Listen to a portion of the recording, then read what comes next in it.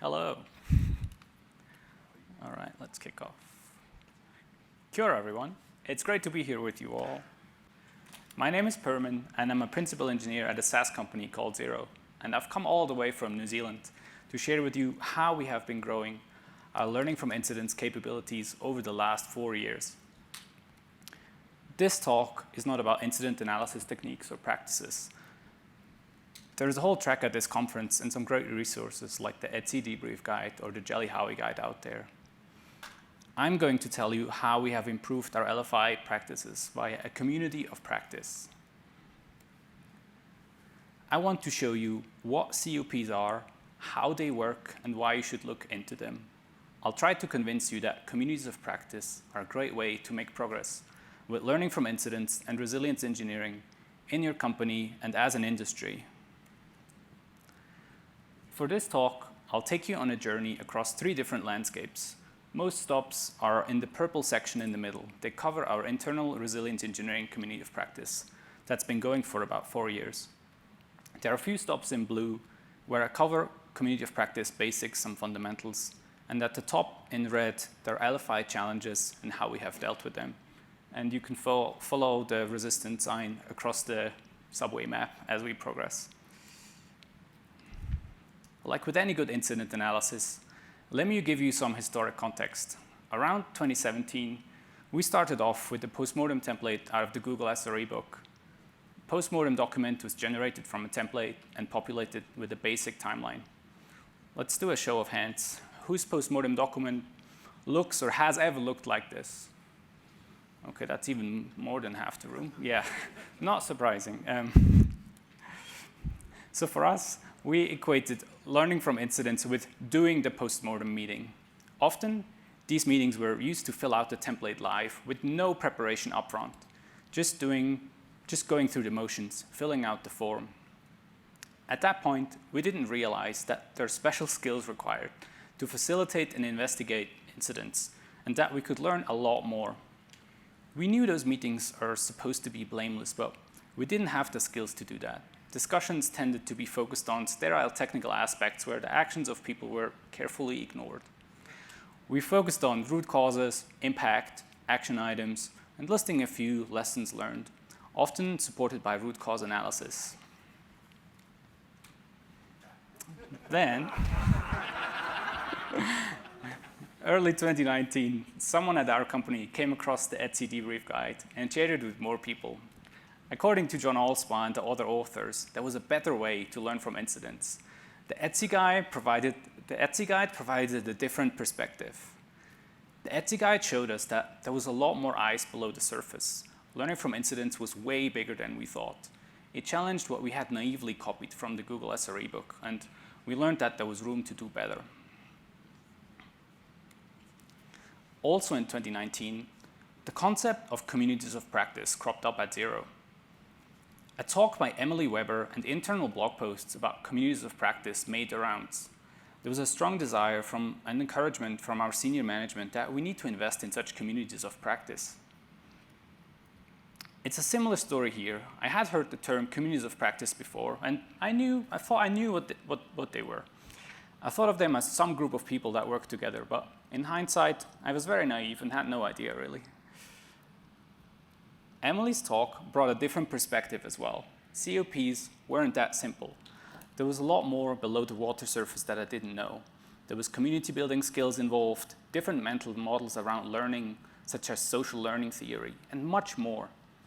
Very similar to how John managed to show us the LFI iceberg below the water, Emily did the same for COPs for me. This is where the 2 tracks come together, the LFI and the COP one. So in March 2019, Tim Nicholas and myself created a dedicated community of practice focused on learning from incidents and resilience engineering. We recruited a few people that were curious about PIRs and started getting together. It was a very small and informal group based out of our Wellington headquarters. Folks from different teams and different roles were present. It is worth highlighting that very few people had direct responsibility for things that were discussed there. So a few SREs, but mostly other people. All members were there voluntarily because they were interested in the topic. An environment that encouraged people to contribute to COPs was crucial. Our little COP felt like a rebel group that was keen to try something different. Fast forward to today. We have made tremendous amounts of progress since 2019. There is also a lot more of us. Our Slack channel grew to 430 people last I checked. We tried a lot of things and built expertise and strong relationships. We explored much of what was previously unknown. Here's a few examples, like incident Slack analysis using Jelly, interviewing responders before reviews to get their perspectives and figure out what we should actually talk about, teaching cohorts and buddy systems in various ways to kind of build more expertise.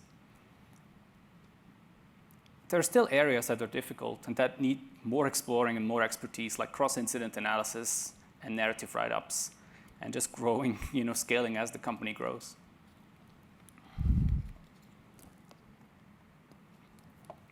Now, let's look at what communities of practice are and where they came from.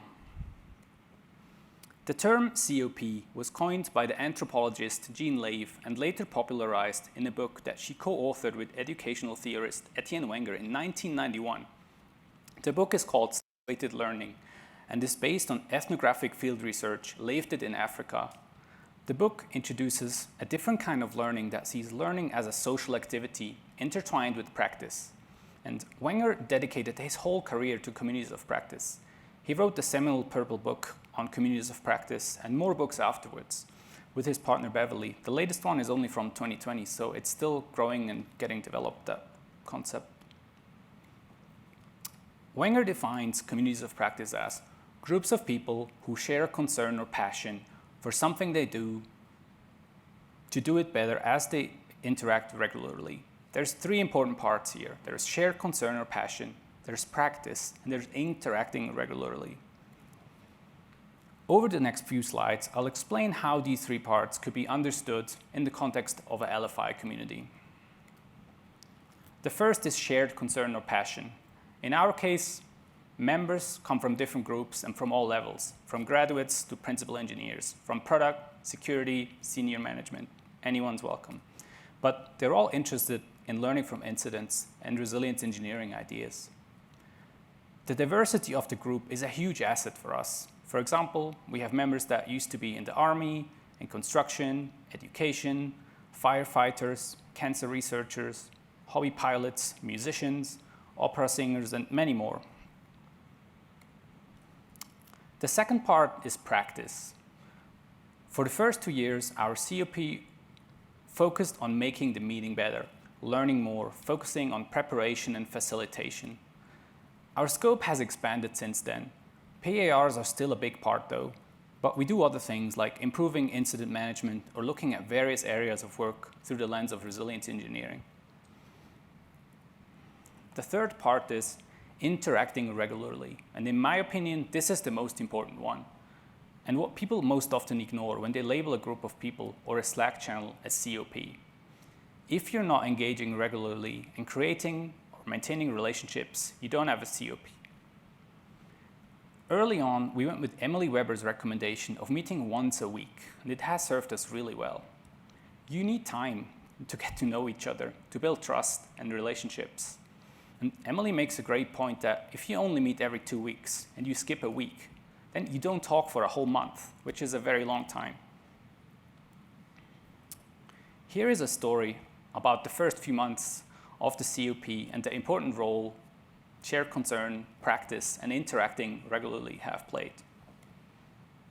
Tim comes across the Etsy guide and experiments with an upcoming PAR. Learning happens, of course, from reading the guide, but probably more from actually engaging and practicing. That means the preparing and the running of the PAR, a lot of learning happens through that. He brings feedback and challenges back to the COP and even writes a blog post about his experience and the feedback. We discuss about it, and we learn more as we discuss. More folks become interested. A little bit later, members of the group decide to read the Etsy guide as homework, and we discuss it over a few weeks. We also watch some Allspot talks and discuss more about them. More members run PARs and experiment with them. We experiment with everything, introductions, questions, and we all bring back our feedback and challenges to the group. We learn together. Members help each other out. They team up, and they prepare for PIRs together. They give each other feedback. New folks team up with more experienced facilitators. More shared learning and more artifacts get created. This illustrates the loops of practice and interacting regularly over a long time frame. And it's really important that the going through practice is part of that.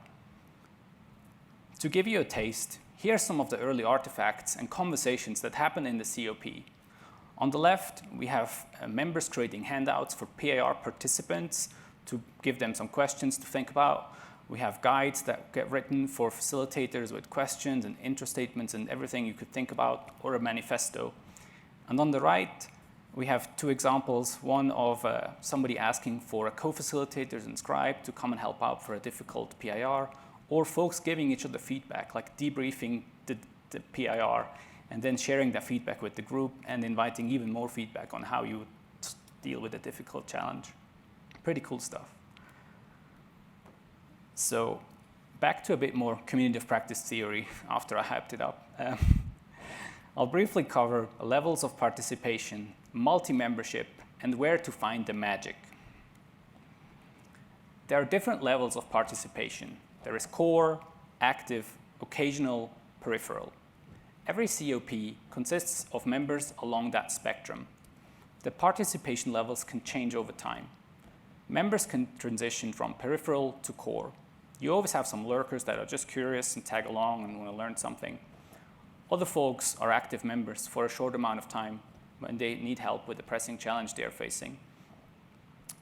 Most importantly, the participation is voluntary, and the degree of involvement is up to the individual. Like, we want members who want to be there, folks that are curious and share concern and want to make a difference. Not everybody wants or can put in equal amounts of time. That's fine. It would be tempting to think about single communities of practice only, like a LFI COP or a resilience engineering COP, but that would be a mistake. We all belong to multiple communities of practice, even if they're not formally recognized as such. COPs are everywhere. They're probably not called that, but they fit the definition from earlier. I belong to communities of practice of infrastructure engineers, DevOps engineers, principal engineers, SRE, even though I'm not in SRE, community builders, and many more. For some of them, I belong to the core, and for others, I'm just an occasional member.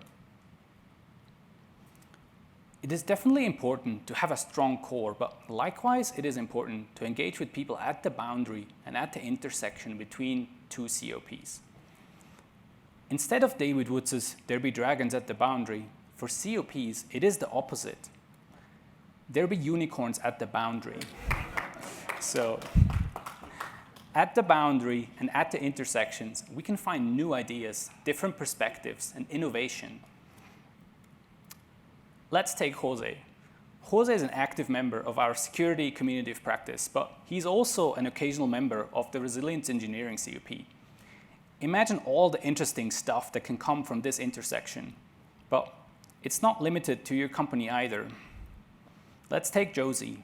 Josie is a core member and organizer of our resilience engineering COP, and she's a product manager, but she's also an active member of the public LFI community, as you can see. Like, how many product managers do you know that are expert incident analysts? And how many product managers do you know that provide product and business knowledge to such a diverse group of people that do incident analysis? It is that amalgamation of perspectives and contexts that make COPs amazing and really powerful. These were all examples about individuals, but there is also the interaction between members of the wider LFI community. Myself, our internal COP, and indirectly my whole company has learned a lot from amazing people of this community. It is hard to visualize this. This is the best I could come up with. I've picked Jessica DeVita because I've learned so much from her over the years. She's the reason we started interviewing responders before PIRs. Jessica gave a talk in New Zealand in 2018 about learning from incidents, which is why a bunch of Kiwis, including myself, joined the LFI community in the first place. So there is engaging in relationships again. Jessica also hosts Safety Nerds, which is a weekly gathering where safety science and resilience engineering friends get together. I get a fair share of mutual engagement and regular interaction through that. It's also my favorite meeting of the week. Don't get me wrong, I still love my books and my papers. They are an important source of ideas, but combining these artifacts with people, with a COP, with mutual engagement is 100 times better. With people, you get context and dialogue and different perspectives, and a lot more, like what's not in the books. Sometimes the books are behind years to what people do out there in practice. Next up, LFI challenges, resistance, and a few lessons learned. This gets us to a big question, and one of the main challenges I see with LFI progress. That is, how do you show the value and how do you justify? Getting investment in LFI is so hard. Do we just need to come up with a bright idea to make a case? The Stellar report mentions similar challenges as a finding. It says, investing in adaptive capacity is hard to do and even harder to sustain. It's clear that organizations under pressure find it hard to devote the resources needed to do frequent and thoughtful postmortems. In 2019, we had very similar challenges and questions. I found it very difficult. I felt we had to pitch something that had more uncertainty than certainty. We weren't sure where it was going to lead us or what shape it would take. How do you sell something like that? Okay. Like, if you don't find this difficult, please come and find me afterwards. I really want to learn how you do that. Lucky for us, around the same time, there was the Redeploy 2019 conference. And people during a panel asked very similar questions, like, has anyone got advice on operationalizing LFI and how an executive can observe value it provides to businesses, someone asked. Or, has anyone got advice from other fields, how they approach this and how they justify it up the line? The answer Richard Koch gave was some of the best advice I've ever gotten. It is the reason I picked the title for my talk. Make sure to watch the panel at some point. Richard encouraged us not to think about selling or clamoring for resources, but as a kind of resistance movement. Here is a shorter version of what he said. An alternative view is, you are the underground, you are the resistance, you are the people who are going to make this happen. Then reformulating the problem is one of formulating a kind of guerrilla movement. We're making cells, we're engaging in training people, we're making punji sticks, and we're doing all sorts of stuff like that because our goal is really to enrich this in ways that are productive.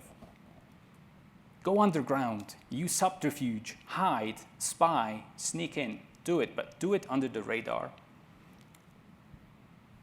I interpreted Richard's advice as, don't try to make it into a big thing, a program, an initiative that requires the whole corporate machinery. Start off small and stay under the radar. Focus on improving your practice and making a difference for people. Focus on doing. Do what you can with the people that you have. You can do a lot more than you think. For me, this was a pivotal moment, and I can still remember exactly how I felt. It made sense. I was really fired up. I wanted to join the resistance. I have a token that reminds me of it. After watching the panel, I went a bit overboard and ordered a resistance t-shirt. This one. I'm actually wearing it today. When I told my wife that I'm going to wear that t-shirt because it tells a story, her reply was, what story? That our washing machine sucks and destroys clothing? She's right, but that's just the first story. There's also a second story. Okay. So,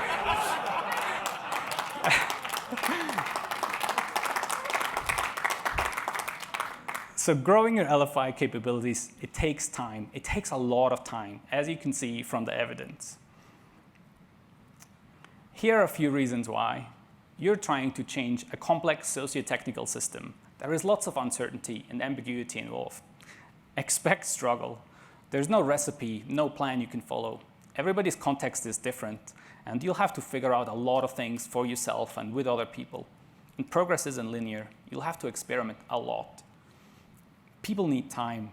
Building real expertise through practice takes time, and building relationships takes time. In our case, it was about 2 years. Initially, nobody was talking about expertise or mental models or trade-offs or constraints, but now These are heard throughout the company frequently. Here are a few things I recommend packing for such a long journey. It is important to set realistic expectations for your own well-being's sake. Patience. You need to set yourself up for the long run so that you don't burn out or give up. You need to be okay with uncertainty and lots of experimenting. Like in the movies, you can't do this alone. You need allies. Make some friends. Find some people at and outside your company that have the same shared concern. A support network is invaluable, and buy more Join the Resistance t-shirts next time. Here are some lessons we have learned. You can't improve everything all at once. It can be too overwhelming otherwise. To quote Jessica Kerr again, you have to grow to where you're going. Lots of small steps, and that takes time. Bigger isn't always better. Maybe for slides, but otherwise, no. Sometimes you need to be small enough to engage and to build strong relationships. Some of our best COP sessions only had 4 or 5 people. Totally doesn't matter. Smaller spaces can feel safer too. Like our channel was private for quite a long time. Inevitably, somebody's going to ask, but how does it scale? The thing is, not everything has to.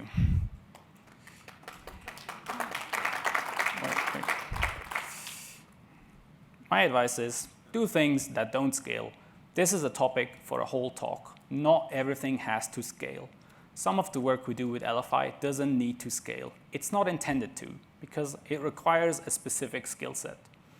People will ask for checklists and templates and how-tos, but remember, templates can also reinforce the status quo and prevent you from doing better. Wanting to scale too early can cause you to stop experimenting. It takes some resistance to push back and not nail things down too quickly, but it's necessary to make real progress. And lastly, sometimes I'd be reading success stories or watch talks from companies that seem to have it all figured out. It's great to see what's possible, but honestly, it's also depressing at times.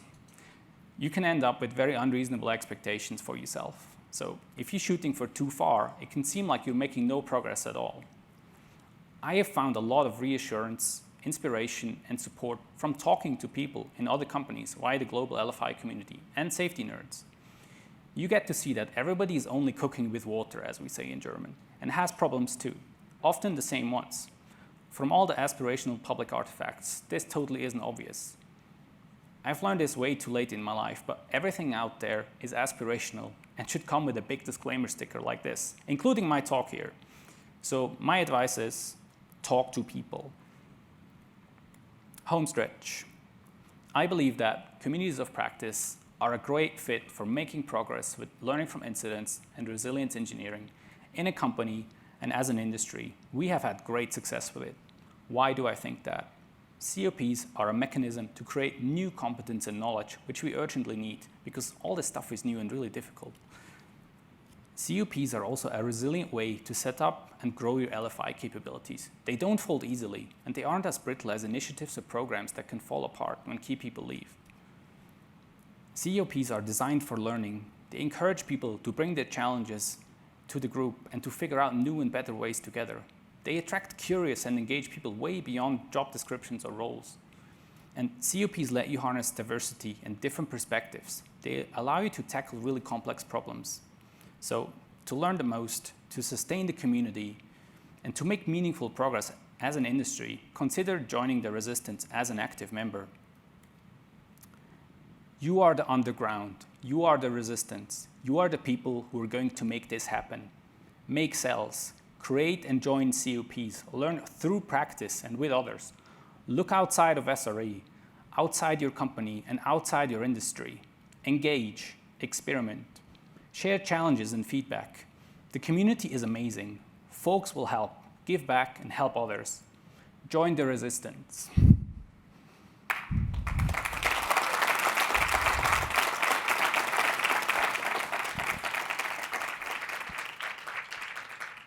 Please take advantage of the 30-minute coffee break. We will resume in this room at 3:20. And be sure to check out the Noble 9 book signing happening at 3 o'clock. Thank you. Here's some stuff. Oh.